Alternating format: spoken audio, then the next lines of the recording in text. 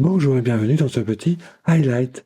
Aujourd'hui, j'aimerais vous présenter Cross, un artiste furry qui dessine aussi des humains. Alors ça, c'est rare.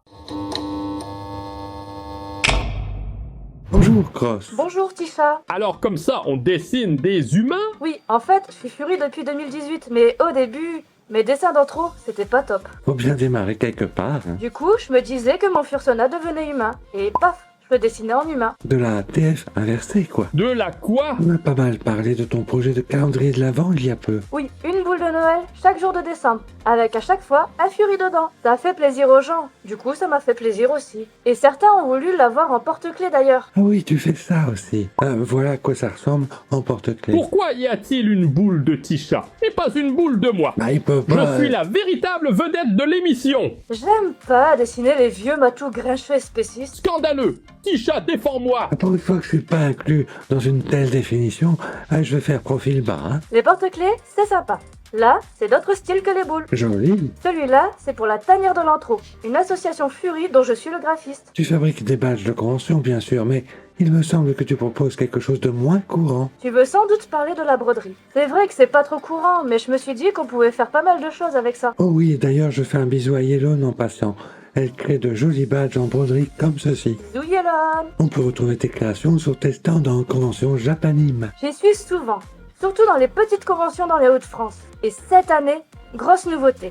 J'aurai un stand à la Japan Tour Festival 2025 dans le village Fury. Dans le village Furry, certes, mais pas convention Furry. J'en ai encore jamais fait. Peut-être la Contrefeur un jour, puisque tu me l'as bien vendu avec tes histoires de bouffe. Tu peux pas lutter contre la bonne bouffe. Et la Furkelvadens peut-être, on verra. Tiens, tu fais les stickers et émotes aussi. Oui, je travaille avec des bases que je modifie un peu pour adapter le personnage et que je colore. C'est surtout sur les humains qu'il y a des modifications à faire. Qu'entends-tu par base, exactement? Pour moi, une base, c'est un dessin qui est là juste pour la pose. C'est utile quand on débute en dessin. Tu peux choisir de la colorier telle qu'elle ou de la modifier d'abord. La seule chose à prendre en compte, c'est de bien respecter les règles des bases. Créditer l'artiste, suivre les modalités, limites d'usage, tout ça. Tu n'es donc pas un vrai dessinateur. Postéran. Tu fais semblant. Et s'il regarde ça, c'est lui qui l'a dessiné par exemple. Il dessine bien. Pourquoi utiliser des bases? Ça a des avantages pour le client. Ça va plus vite pour le dessin et ça permet de proposer des commissions YCH moins chères. Celui qui veut un art dans mon style de colo peut en avoir un sans se ruiner. Parce que c'est surtout à la coloration qu'on reconnaît ma patte. C'est ça qu'on me demande surtout. Voilà qui nous permet d'ailleurs de passer un message.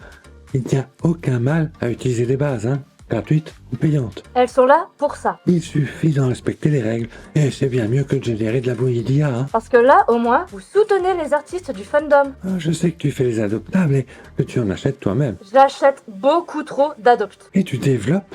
C'est plus rare aussi ça, chez les artistes. En effet. Là, je suis en train de créer un jeu en visual novel. Tu incarnes un futur manager d'idol et tu vas rencontrer beaucoup de personnages, te lier d'amitié et parfois avoir des relations amoureuses. Selon les actions, tu peux débloquer des illustrations des personnages. Il y a beaucoup de choses à faire et les interactions avec les autres personnages en dépendent. Je parie que ce n'est pas Fury. Non, mais il y a quelques références Fury dedans. Il faudra bien regarder les décors par exemple. Est-ce qu'il t'arrive de fursuiter au fait?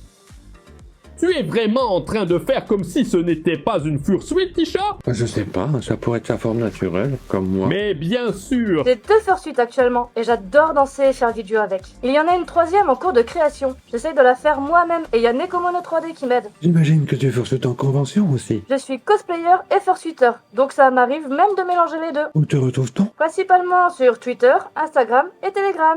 Ah, tu veux pas dire X, n'est-ce pas? C'est vrai que ça sonne un peu trop...